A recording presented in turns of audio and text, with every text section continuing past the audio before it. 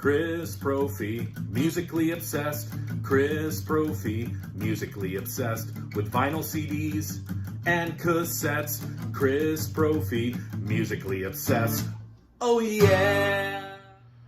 Well, hello everybody. Happy weekend. I think it's been about 7 days since my last music confession.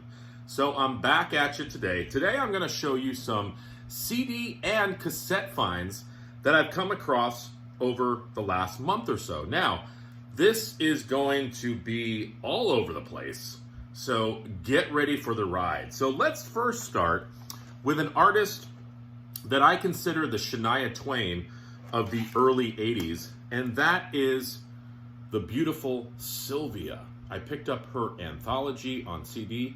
This has all the hits, plus some unreleased stuff from an album that I guess never came to fruition. Sylvia, beautiful aesthetically, and also her voice is like an angel. It's pure 80s, like 80s country meets 80s pop, but it's so just easygoing and easy listening. It's like you're sipping a classic Coke right after you tasted new Coke, if that makes any sense. If you've never heard the song Nobody, look it up because you've probably heard the song Nobody. So I picked up Sylvia Anthology. I also picked up a few Sylvia cassettes because I wanted to get her whole discography on cassettes. So I picked up Drifter on cassette.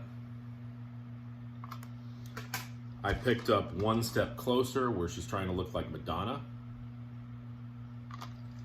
And then I also picked up Surprise, Sylvia, Surprise. Great stuff. I joke, but she's awesome. Next, dropped my daughter off at college a few weeks ago. Checked out the local record store there. Found this, the Ultimate Bang Tango. So this is basically a greatest hits put out on Deadline Records. So you've got someone like you on here, Soul to Soul, really cool tunes. Plus you've got bonus tracks. They do a cover of The Zoo, Rock Brigade, Mr. Brownstone. So pretty cool collection. I haven't even listened to this yet. I got to get this in the car. But Bang Tango. Just watched Gary from Physical Format show this record. I actually bought the CD version of it, Alice Cooper Road. I'm still warming up to this as well, Gary. I like it. I've spun it quite a few times in the car. There's some really, really good stuff on here, but it's still growing on me. But for Alice Cooper to be releasing an album of this quality at his age is phenomenal. And this, of course, was produced by Bob Ezrin as well. Let's see what else. Oh, I picked up a couple cassettes at that record store when I dropped off my daughter. Now, these are going to make me look cool. Aaron Mutha Alamer and Josh Lord Tracy on cassette. Yeah, give it up. Wolfsbane on cassette. Blaze Bayley's first band before he joined the Maiden fold. All right, now we get back to the lesser cool stuff.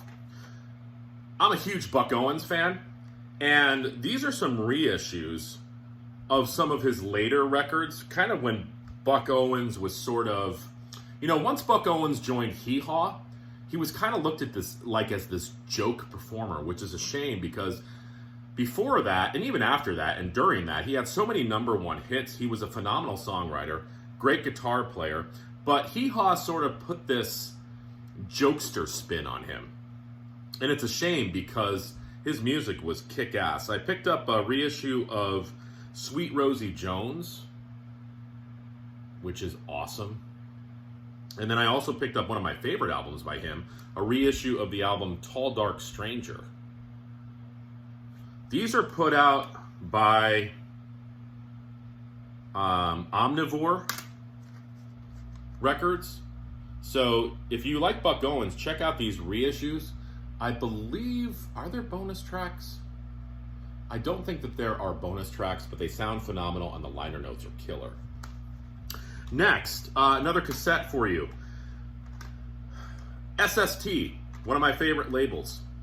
They had a band called October Faction, and this is their second record entitled The Second Factualization. Now, October Faction was sort of like an SST supergroup. They basically recorded their jams. So, excuse me, you had Joe Biza on guitar. He was from Saccharine Trust.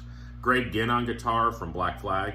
Chuck Dukowski on bass. He was from Black Flag, but also from SWA. You had Tom Tricali on vocals and blues harp, and Greg Cameron on drums. And basically, it's two songs, Pocahontas and Sam. It's not the Neil Young Pocahontas, but it's basically jamming.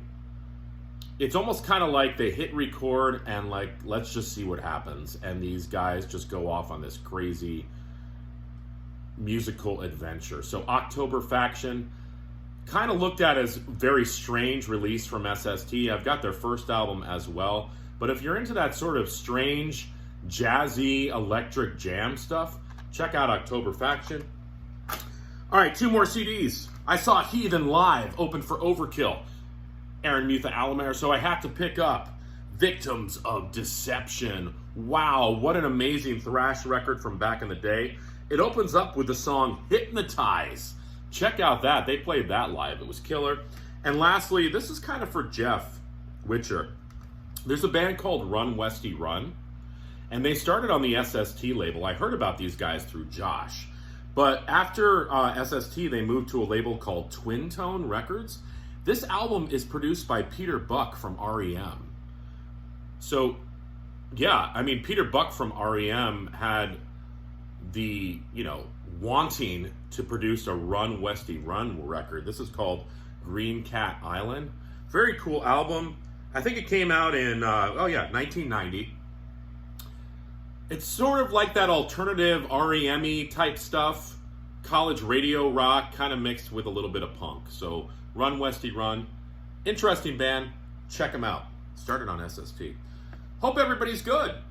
Have a great weekend. I can't wait to watch football this weekend. The Broncos are playing the Raiders Sunday. Go Broncos. My brother's favorite football team, the Lions, just beat the Chiefs. Yes. And I started back to work this week, so that's why the videos have been a little sporadic. Back to work, back to the grind, but I'm going to try to get back on track, hoping to do the live stream this coming Thursday with the guys. All right, everyone. Bye.